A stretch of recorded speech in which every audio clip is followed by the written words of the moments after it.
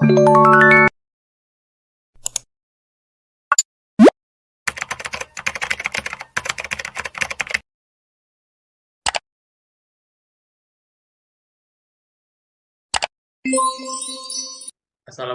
warahmatullahi wabarakatuh. Kami dari kelompok 12 mata kuliah Sistem Pengendalian Manajemen.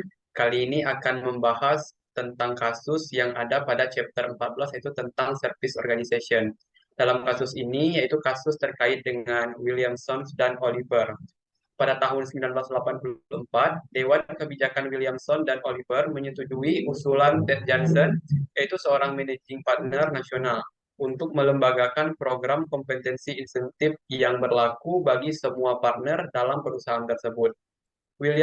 Williamson and Oliver adalah salah satu kantor akuntan publik yang terbesar dan tercepat tumbuhnya di Amerika Serikat, di mana perusahaan ini memiliki kantor lebih dari 50 di kota besar dan 500 partner. Setiap kantor tersebut terlibat dalam audit, layanan penasehat manajemen, dan layanan perpajakan. Kantor-kantor praktik dikelompokkan ke dalam 5 wilayah. Setiap wilayah dikepalai oleh direktur wilayah. Di bawah direktur wilayah ada seorang partner in change atau PAC yang mengelola kantor-kantor individual. Pandangan Ted Johnson mengenai program intensif Ted Johnson yang yakin bahwa sistem insentif yang baru akan membantu mengkalibrasi tindakan-tindakan para partner tersebut agar sesuai dengan kesuksesan perusahaan. Berdasarkan kasus tersebut, ada beberapa pertanyaan yang perlu didiskusikan.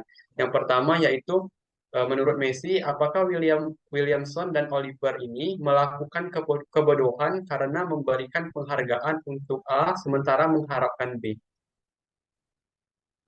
Baiklah, terima kasih Lelin. Williamson and Oliver tidak melakukan hal yang bodoh karena tujuan dari program kompensasi insentif adalah untuk meningkatkan profitabilitas dari perusahaan dan membuat keputusan yang tepat agar perusahaan bisa bertahan lama. Di dalam uraian PIC ini cenderung kurang berpengalaman dalam menjalankan tugasnya sebagai seorang manajer, tidak memiliki kemampuan manajerial, fokus terhadap pencapaian profit jangka pendek, dan secara psikologis belum dapat berpindah dari pandangan perusahaan lokal ke kantor cabang lokal dari perusahaan nasional. Secara singkat, mereka masih memiliki pola pikir sebagai akuntan, bukanlah manajer.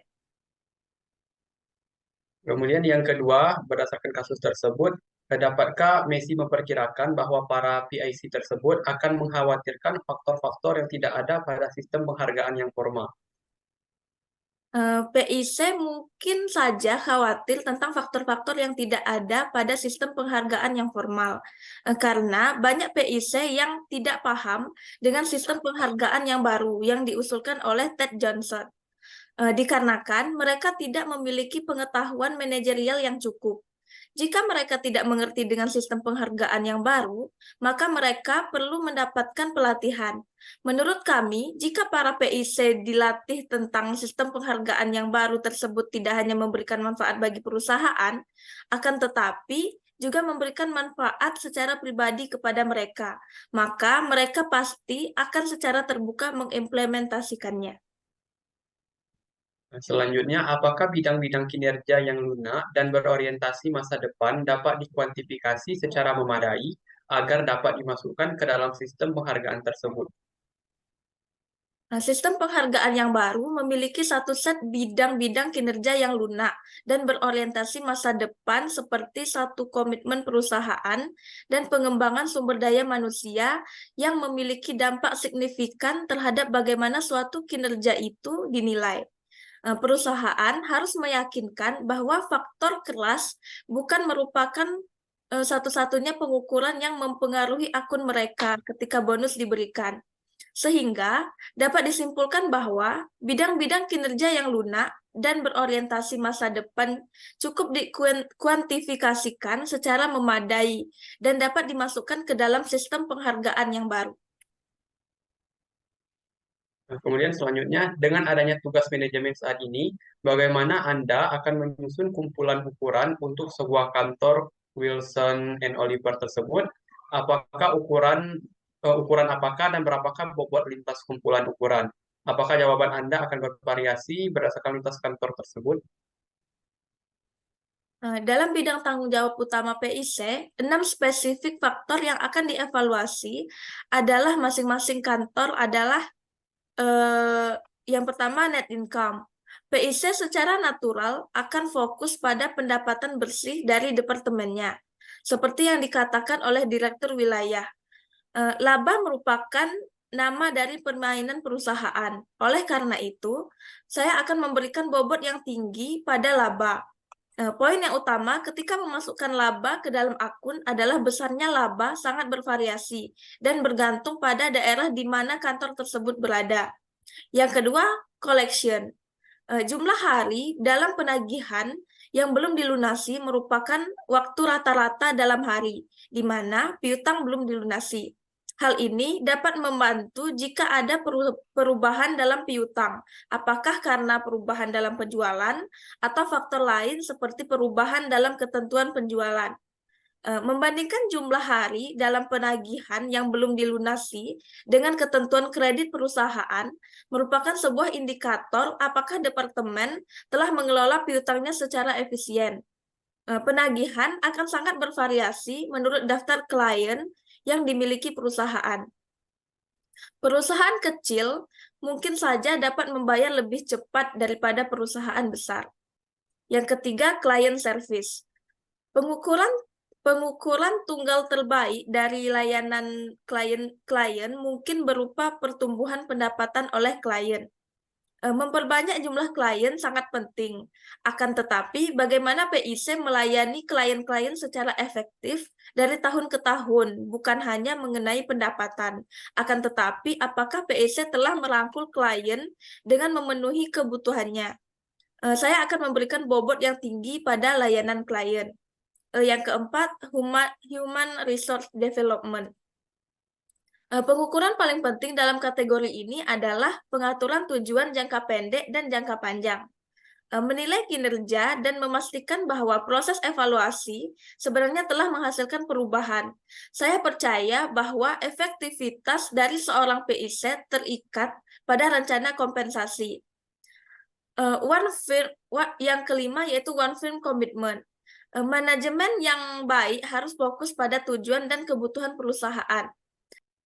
Mohon maaf, Relin, tadi lampu mati. Saya akan melanjutkan. Silakan boleh lanjutkan. Ya, yang kelima tadi one firm commitment. Manajemen yang baik harus fokus pada tujuan dan kebutuhan perusahaan. PIC seharusnya tidak hanya fokus pada profit departemen mereka saja, tetapi juga fokus pada kebaikan perusahaan, terutama perspektif jangka panjang. Kami akan memberi bobot yang tinggi pada net income dan layanan klien. Bobot yang lebih rendah pada collection dan bobot sedang untuk pengembangan sumber daya manusia dan satu komitmen perusahaan untuk kantor di WO. Mungkin bisa untuk share screen kembali untuk memperjelas kasus yang akan dibahas.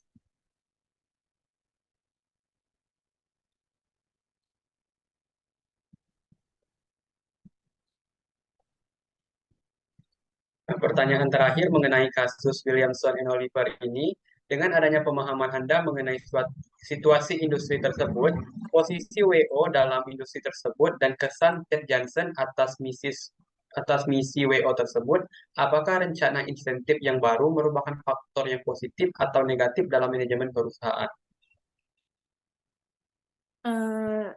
Perusahaan harus membuat perubahan seperti mengimplementasikan rencana insentif yang baru yang berfokus pada laba jangka panjang merupakan solusi. Hal ini karena rencana insentif yang baru merupakan faktor yang positif dalam manajemen perusahaan.